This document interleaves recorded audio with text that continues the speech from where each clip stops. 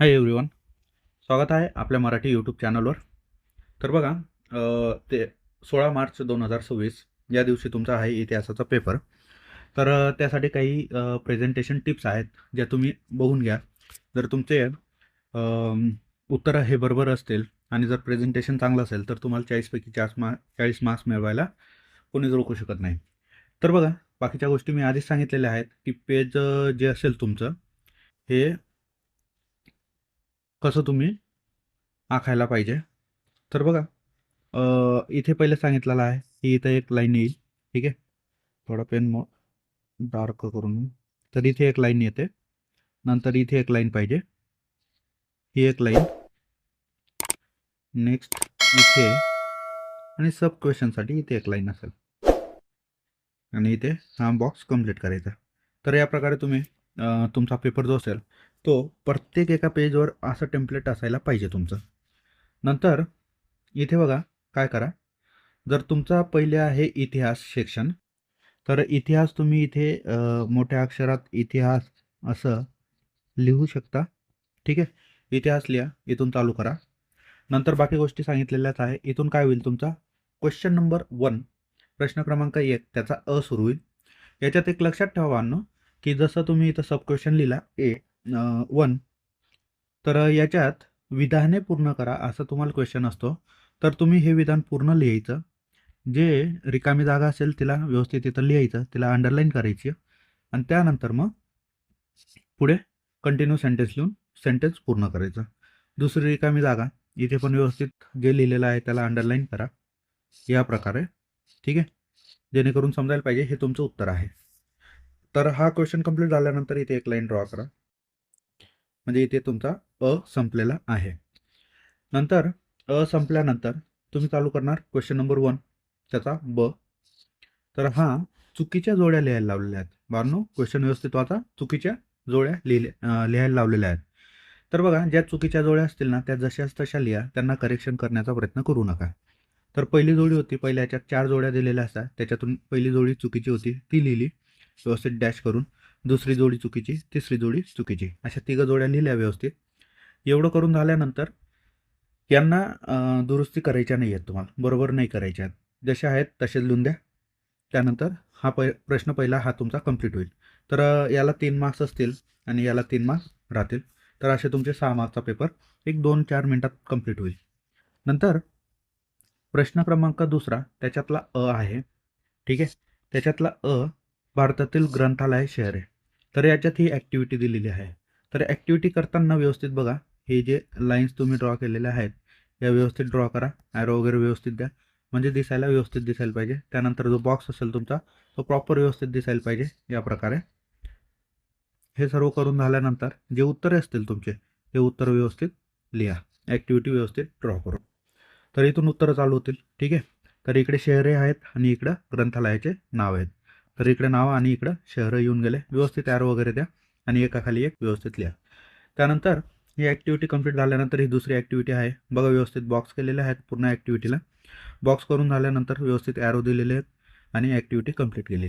इथं एक काम करू शकता अजून, जिथं रिकाम्या जागा असतील ज्या तुम्ही भरलेल्या आहेत त्यांना अंडरलाईन करा व्यवस्थित, म्हणजे कळेल की हे सर्व रिकाम्या जागा होत्या, या मी भरलेल्या आहेत आणि ही एक ऑलरेडी आन्सर दिलेलं होतं या प्रकारे.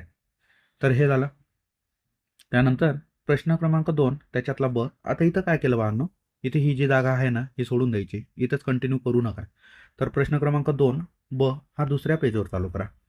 तर याच्यात उपयोजित इतिहास हा जो क्वेश्चन होता, इथे आन्सर क्रमांक टाकला, इथं उत्तर किंवा असा बाण ॲरो करू शकता.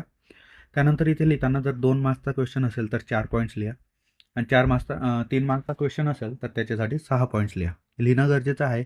ते यासाठी, जर समजा तुम्ही हे आन्सर एवढं जरी केलं ना, हे 4 पॉईंट्स लिहून, तरी थेरी जर आन्सर असेल तर याच्यात तुमचे मार्क्स कट होऊ शकतात. पण हेच जर तुम्ही पॉईंट्स लिहून आन्सर केलं तर याच्यात 2 मार्क्ससाठी 4 पॉईंट्स सफिशियंट आहेत आणि तुम्हाला परफेक्ट मार्क्स भेटतील 2 मार्क्स. तर हे बघा, इथे 1, 2, 3 आणि 4 असे 4 पॉईंट्स लिहिलेले आहेत आणि ते व्यवस्थित दिसायला पाहिजे. इथे या मार्जिनमध्ये तुम्ही लिहू शकता. याच्या पुढेच लिहायचं, सर्व काही जे लिहायचं असेल ना हे आन्सर याच्या पुढे करू शकता या प्रकारे. म्हणजे इथं 1, 2, 3 जे पॉईंट्स असतील तुमचे ते उठून दिसतील आणि पेपर चेकरला दिसतील की इथं तुम्ही पॉईंट्स लिहिलेले आहेत. ठीक आहे. तर हे नक्कीच करा. 2 मार्क्ससाठी 4 पॉईंट्स लिहा, 4 मार्क्ससाठी 3 मार्क्ससाठी 6 पॉईंट्स लिहा.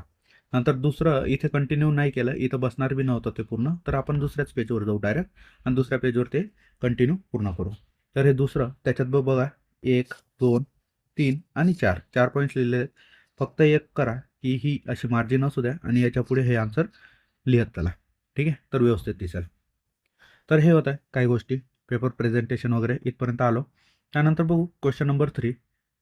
याच्यात अ आणि ब काही नसतं. तर बघा क्वेश्चन नंबर 1 टाकला. त्याच्यात हे 4 पॉईंट्स कव्हर केले. 1, 2, 3, 4 व्यवस्थित एक लाईन सोडली. एक लाईन सोडून झाल्यानंतर इथे चौथा क्वेश्चन लिहिलेला आहे. कोणतेही 2 लिहायला लावलेले असतील. याच्यात पण क्वेश्चन पॉईंट 1, पॉईंट 2, 3 आणि 4 हे व्यवस्थित केले. फक्त इथं मार्जिन सोडा. तर अजून चांगलं दिसेल. त्यानंतर पुढचा क्वेश्चन आहे क्वेश्चन नंबर 4. याच्यात एक पॅसेज दिलेला असतो. ठीक आहे. या पॅसेजवरून याला 1 मार्क्स, याला 1 मार्क्स आणि ह्या 2 मार्क्स असतात. तर व्यवस्थित हे जे पॅसेजमध्ये आन्सर असेल ते व्यवस्थित लिहा. प्रश्न क्रमांक व्यवस्थित टाका. मेन क्वेश्चन इथे टाका आणि त्यानंतर इथे 2 मार्क्सला आहे तर इथे 4 पॉईंट्स लिहा. ठीक आहे. तर या प्रकारे हे चांगलं दिसेल. एक प्रश्न झाला की एक हे सोडून द्यायचं, लाईन सोडून द्यायची. त्यानंतर पुढे बघू. प्रश्न 4था झाल्यानंतर प्रश्न 5वा असतो. प्रश्न 5वा इथे क्रमांक व्यवस्थित टाका. प्रश्न क्रमांक टाकायला कोणीही विसरू नका, नाहीतर तुमचे पूर्ण मार्क्स जातील. त्या क्वेश्चनचे पूर्ण मार्क्स जातील. एकही मार्क्स मिळणार नाही. तर प्रश्न 5वा हा 3 मार्क्ससाठी आहे बाळांनो. तर बघा क्वेश्चन क्रमांक टाकला व्यवस्थित. ठीक आहे. टाकून झाल्यानंतर पॉईंट 1, 2, 3, 4, 5 आणि 6 6 पॉईंट्स बनवले तर 3 मार्क्स फिक्स होतील तुमचे. जर तुमचे 6च्या 6 पॉईंट करेक्ट असतील तर. तर थेरी आन्सर करण्याचा प्रयत्न करू नका. पॉईंट्समध्ये आन्सर लिहा तर तुम्हाला चांगले मार्क्स मिळतील. तर 3 मार्क्सचा क्वेश्चन आहे क्वेश्चन नंबर 5. तर त्याला 6 पॉईंट्स लिहिणं गरजेचं आहे. तर हे 6 पॉईंट्स लिहिले. त्याच्यानंतर ही जागा सोडली आणि नंतर 5व्यातला हा तिसरा क्वेश्चन लिहिलेला आहे. तर याच्यात परत 6 पॉईंट्स लिहिलेले आहेत बघा. 1, 2, 3, 4, 5, 6. बाकी पेजचं लेआउट कसं आहे ते मी पहिल्याच पेजवर सांगितलेलं आहे. त्या प्रकारचं पेज लेआउट असू द्या आणि इथे व्यवस्थित पॉईंट्स बनवा. तर 5वा क्वेश्चन तुमचा अगदी चांगल्या प्रकारे होईल. त्यानंतर क्वेश्चन नंबर 7 आहे. क्वेश्चन नंबर याच्या अगोदर 5 नंतर 6 आहे. इथे 6 लिहिलेला नाही आहे. तर 6 नंबरचा जो क्वेश्चन आहे तो पण काय आहे तुमचा, विधाने पूर्ण करा रिकाम्या जागा. तर तो 6 नंबरचा क्वेश्चन एका याच्यावर येऊ द्यायचा. त्यानंतर 7वा क्वेश्चन सुरू होईल. 6व्या क्वेश्चनपासून राज्यशास्त्र सुरू होतं. तर 6वा क्वेश्चन व्यवस्थित लिहा. 6व्या क्वेश्चनमध्ये रिकाम्या जागा येतील. या विद्यार्थ्यांनी लिहिलेलं नाही आहे. तर 6व्या क्वेश्चनमध्ये त्या रिकाम्या जागा विधाने पूर्ण करा. पहिल्या क्वेश्चनमध्ये सांगितलं तसं. आता 7वा क्वेश्चन लेआउट सेम राहू द्या. नंतर 7वा क्वेश्चन इथे टाकला. त्याच्यातलं पहिलं आन्सर हे विधान चूक असेल किंवा बरोबर असेल ते लिहा, अंडरलाईन करा आणि त्याच्यानंतर त्याचे कारण काय आहे, ते का बरोबर आहे आणि का चुकीचं आहे, तर त्याचे पॉईंट्स लिहा. तर पॉईंट 1, 2 आणि 3. तर याच्यासाठी 1 मार्क्स आणि याच्यासाठी 1 मार्क्स असेल तुम्हाला. तर हे व्यवस्थित लिहा. फक्त चूक आणि बरोबर लिहिलं तर तुमचे मार्क्स कट होतील एवढं फिक्स आहे. कारण लिहिणं गरजेचं आहे. त्यानंतर हा दुसरा त्याचं चूक होतं आणि नंतर लगेच कारण स्पष्ट केलेलं आहे 3 पॉईंट्समध्ये. 3 किंवा 4 पॉईंट्स लिहा, सफिशियंट असतील. त्यानंतर क्वेश्चन नंबर 8 त्याच्यातला अ आहे. त्याच्यातला फर्स्ट आपण बघतोय. तर याच्यात बी बघा 2 मार्क्ससाठी आहे. तर 4 पॉईंट्स लिहिले ते 1, 2, 3, 4. तर या प्रकारे तुम्हाला मार्क्स मिळतील व्यवस्थित. लेआउट वगैरे पहिल्या पेजपासून तर शेवटपर्यंत सेम ठेवा, म्हणजे पेपर चांगला दिसतो. नंतर ब आहे. ठीक आहे. ॲक्टिव्हिटी असते. तर ही एक ॲक्टिव्हिटी कंप्लीट करायची असते, 2 मार्क्ससाठी असतं. तर याला व्यवस्थित बॉक्स वगैरे बनवा बाळांनो. बॉक्स बनवून झाल्यानंतर त्याला व्यवस्थित ॲरो द्या. मेन बॉक्स असेल त्याला बी व्यवस्थित बनवा. त्यानंतर जे बॉक्स तुम्ही फिल केलेले आहेत त्यांना अंडरलाईन करायला विसरू नका. तर त्याच्याने काय होतं, पेपर चेकरला समजतं की तुम्ही उत्तर कुठे केलेलं आहे आणि ते व्यवस्थित दिसलं तर जास्त शोधाशोध होत नाही आणि व्यवस्थित लिहिता. या प्रकारे तुम्ही अंडरलाईन करू शकता. ठीक आहे. पट्टीने करा, थोडं व्यवस्थित दिसेल.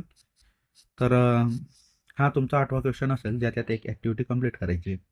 तर हा 8 नंबरचा झाला आणि लास्ट क्वेश्चन असेल तुमचा 9th नंबर. तर 9 नंबरचा क्वेश्चन इथे प्रश्न क्रमांक टाका व्यवस्थित. त्याच्यातला जो असेल तो लिहा. 2 मार्क्ससाठी आहेत त्यामुळे 4 पॉईंट्स लिहिले आहेत. 1, 2, 3 आणि 4 आणि याला व्यवस्थित मार्जिन सोडायचा प्रयत्न करा. तर हे पेपर प्रेझेंटेशनचे काही टिप्स होते. तुमचे जर उत्तर बरोबर असेल आणि तुम्ही या प्रेझेंटेशन टिप्स जर यूज केल्या तर तुम्हाला 40 पैकी 40 मार्क्स मिळण्यासाठी कोणीच रोखू शकत नाही. तर या गोष्टी ॲप्लाय करा. व्हिडिओ जर आवडला असेल तर लाईक करा, तुमच्या मित्रांसोबत शेअर करा. नवीन जे असतील आपल्या यूट्यूब चॅनलवर त्यांनी आपल्या यूट्यूब चॅनलला सबस्क्राईब करायला विसरू नका. तर भेटूया पुढच्या व्हिडिओमध्ये. तोपर्यंत tata, bye bye, take care. आणि पेपरसाठी तुम्हाला खूप खूप शुभेच्छा. All the best.